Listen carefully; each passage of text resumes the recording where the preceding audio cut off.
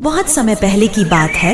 एक बहुत बड़ा जंगल था। उस जंगल में बहुत सारे जानवर मिलजुल कर रहते थे। एक दिन बरसात के रात में जंगल में बहुत तेज बारिश हो रही थी। एक कौवा उसकी पत्नी से बात कर रहा था। देखो चंपा, जंगल में 3 दिन से बारिश हो रही है। बारिश को रुकने का नाम ही नहीं ले रही है। अब तो इस बारिश को बंद हो जाना चाहिए। तुम सही कह रहे हो। लगातार हो रही बारिश से सभी जानवर बहुत परेशान हैं और चिंतित भी। तुम बैठो, मैं जंगल का एक चक्कर लगाकर आता हूँ। इतना बोलकर कौवा बाहर चला गया। बारिश में भीगते हुए वह उड़ने लगा। थोड़ी दूर जाने के बाद वह एक पेड़ के डाल पर बैठ गया। तभी उसकी नजर एक बकरी के बच्चे पर पड़ी। वह बारिश में भीगता हुआ कांप रहा था। अरे ये बकरी का बच्चा तो ठंड में कांप रहा है। लगता है ये अपने घर का रास्ता भूल गया है। मुझे इस बच्चे की मदद करनी हो। इतना कहते ही तभी उसकी नजर थोड़ी दूर खड़े हुए एक पेड़ के पीछे छुपा हुए एक तेंदुए पर पड़ी। उसे देखकर कौवा सोचने लगा, अरे ये तेंदुआ तो इस जंगल का नहीं लगता, ये तो किसी दूसरे जंगल का लगता है। मुझे मालूम करना होगा। इतना बोलकर कौवा तेंदुए के पास गया और बोला, कौन हो तुम? मैं तो इस जंगल के सभी प्राणियों को जानता हूँ। तुम तो इस जंगल के नहीं लगते। कहाँ से आए हो तुम? सही कह रहे हो, मैं इस जंगल का नहीं हूँ। मैं इस जंगल से गुजर रहा था कि तभी बारिश शुरू हो गई। बारिश से बचने के लिए मैं इस जंगल में रुक गया। जब बारिश बंद हो जाएगी तब मैं चला जाऊंगा। फिर कौवा बकरी के बच्चे के पास गया और बोला, तुम यहाँ पर क्या कर रहे हो? तुम्हारी माँ कहाँ है और तुम्हारा नाम क्या है? मेरा नाम छोटू है। मैं बारिश में खेल रहा था, मगर खेलते खेलते बहुत दूर चला आया और घर का रास्ता भी भूल गया। इतना बोलकर छोटू रोने लगा। फिर कव्वे ने उसे हौसला देते हुए बोला, तुम चिंता मत करो, मैं तुम्हें तुम्हारी माँ तक पहुँचा दूंगा। मेरी माँ मुझे मना कर रही थी, लेकिन मैंने उसकी बात नहीं मानी। तुम्हें अपनी माँ की बात माननी चाहिए थी। अब चलो मेरे साथ। कौवा छोटू को लेकर कुछ ही दूर चला था कि तभी छोटू की माँ उसे ढूंढते हुए वहाँ पर आ गई और उसे गुस्सा होकर बोली, तुम कहाँ चले गए थे छोटू? तुम्हें पता है मैं कितनी परेशान हो गई थी। कब से तुम्हें जंगल में ढूंढ रही हूँ। आज से तुम्हारी सारी बात मानूंगा। माँ तुम्हें छोड़कर अकेला कहीं नहीं जाऊंगा। अब तुम अपनी माँ के साथ घर चले जाओ और जब तक बारिश बंद नहीं हो जाती तब तक बाहर खेलने मत आओ। छोटू अपनी माँ के साथ चला गया और कौवा अपने घर में जाकर चंपा को सारी घटना बताने लगा। कौवा की बात सुनकर चंपा गहरी सोच में डूब गई। अरे चंपा, क्या हो गया तुम्हें? तुम इतनी परेशान क्यों हो गई? मैं सोच रही थी कि वह तेंदुआ उस मासूम बच्चे को नुकसान पहुंचाने के बारे में तो नहीं सोच रहा था ना? अरे नहीं चंपा, वह तेंदुआ खुद डर के मारे पेड़ के नीचे बैठा था। मुझे लगता है वह उसे नहीं देखा। बारिश बंद होने के बाद वह चला जाएगा। अगले दिन बारिश थम गई और कौवा धूप में बैठा था। तब एक तोता आकर उसके पास बैठा और बोला, अरे तुम यहाँ बैठे हो, उधर बेचारी बकरी का रो रो कर बुरा हाल है। ठीक है, लेकिन कौन सी बकरी और क्यों रो रही है वह? मुझे क्या पता। बेचारी अपने बच्चे को ढूंढती फिर रही है। उसका कहना है कि उसका बच्चा कल रात से लापता है। चलो मेरे साथ। उसके साथ तुरंत वहाँ पर चले गए। वहाँ पर जाकर उसने देखा कि वह बकरी छोटू की माँ थी।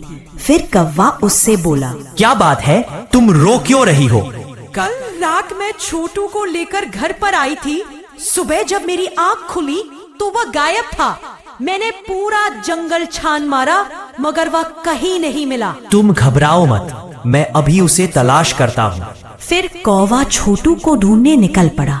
कुछ दूर जाने के बाद एक पेड़ के नीचे वही तेंदुआ नजर आया जो बड़ी आराम से बैठा था। कौवा उसके पास जाकर बोला, तेंदुआ भाई, तुमने एक बकरी के बच्चे को कहीं पर देखा है? वही बकरी का बच्चा जो कल बारिश में भीग रहा था। मैंने किसी बकरी के बच्चे को नहीं देखा। मैं तो कब से यहाँ पर बैठा हूँ। ठीक है, लेकिन कल तो तुम कह रहे थे कि बारिश रुकने के बाद चले जाओगे। हाँ, चला जाऊंगा। और तुम तो ऐसे बोल रहे हो जैसे तुम इस जंगल की राजा हो और यहाँ पर तुम्हारा ही शासन चलता है। अरे भाई, मेरी जब मर्जी होगी तब मैं चला जाऊंगा। अब तुम अपना काम करो। तेंदुए की बात सुनकर कौवा मन ही मन बोला, मुझे तो इस तेंदुए पर शक हो रहा है। मुझे जंगल के राजा शेर को इसकी शिकायत करनी होगी। फिर कौवा वहाँ से उड़कर सीधा शेर सिंह के पास चला गया और सारी बात बताने लगा। महाराज, मैंने तो आपको सारी घटना बताई, मुझे उस तेंदुए पर शक हो रहा है।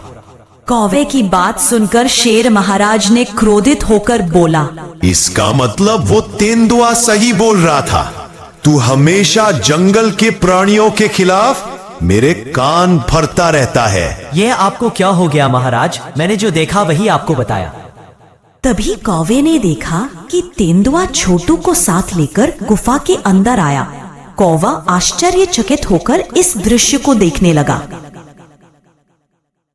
महाराज, जब मुझे पता चला कि यह बकरी का बच्चा गायब हो गया तो मैं उसकी तलाश के लिए जंगल में चला गया, लेकिन मुझे पता था कि यह कौवा मेरे खिलाफ आपको जरूर बताएगा, इसलिए मैंने आपको पहले ही सब कुछ बता दिया था। महाराज, इस कौवे के कारण ही दूसरे जंगल का कोई भी प्राणी आपके जंगल में नहीं आते। कौवे, तुम तो कह रहे थे कि यह तेंदुआ बकरी के बच्चे को मार डाला, मगर तेंदुए ने तो इसे सही सलामत ढूंढ कर लाया। तुम्हें अब सजा मिलेगी। इतना बोलकर शेर महाराज ने कौवे को एक पिंजरे में बंद कर दिया और तेंदुए की ओर देखकर बोला, तुम्हारी जब तक मर्जी हो तुम यहाँ पर रह सकते हो, तुम्हें कोई परेशान नहीं करेगा।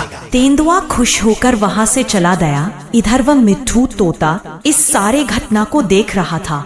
वह तुरंत चंपा के पास पहुँच गया और सारी घटना बताते हुए बोला, कुछ करो चंपा, शेर महाराज ने कौवे को बंदी बना लिया है। जब कौवे ने मुझे बताया था कि वो तेंदुआ पेड़ के नीचे खड़ा उस बकरी के बच्चे को देख रहा था, मुझे तभी कुछ ना कुछ गड़बड़ लग रही थी। जो भी हो, लेकिन तुम कुछ भी करके कौवे को पिंजरे से बाहर निकालो। अभी हम कुछ नहीं करेंगे, हमें पता लगाना होगा कि आखिर उसके दिमाग में क्या चल रहा है, कौन सा मकसद लेकर इस जंगल में आया है। उस दिन से दोनों ने तेंदुए पर नजर रखने लगे।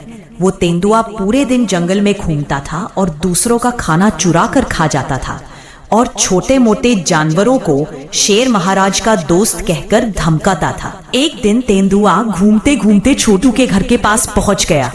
तब छोटू घर के बाहर खेल रहा था। तेंदुआ उसे लालच भरी नजरों से देखने लगा, लेकिन वह नहीं जानता था कि चंपा उस पर नजर रख रही है।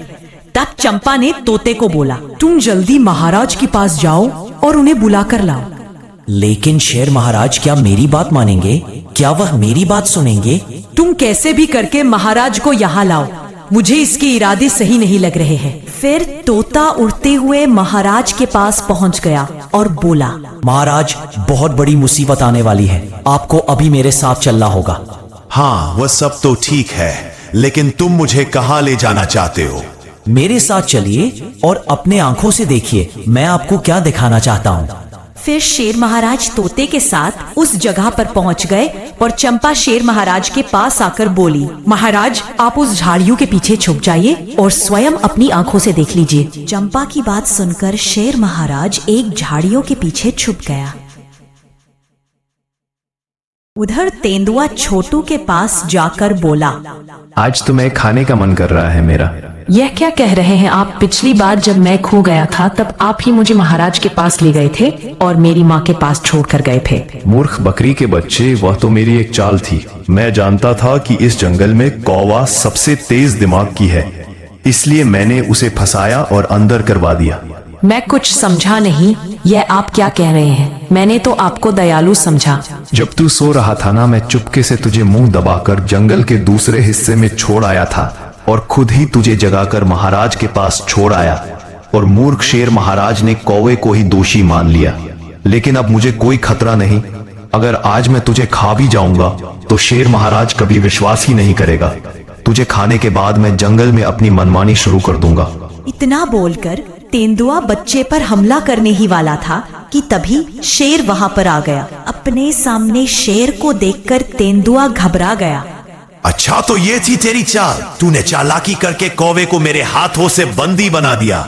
अब देख मैं तेरा क्या हल करता हूँ। इतना बोलकर शेर महाराज ने तेंदुए के ऊपर हमला कर दिया। मार खाकर तेंदुआ किसी तरह अपनी जान बचाकर वहां से भाग गया और हमेशा के लिए उस जंगल को छोड़कर चला गया। फिर शेर महाराज ने चंपा को साथ लेकर अपने गुफा में गया और कौवे को मुक्त कर दिया। कौवे, मुझे माफ कर दो। मुझे उस दुष्ट पर भरोसा नहीं करना चाहिए था। फिर चंपा और कौवा अपने घर में लौट आए और सुख शांति से जिंदगी गुजारने लगे।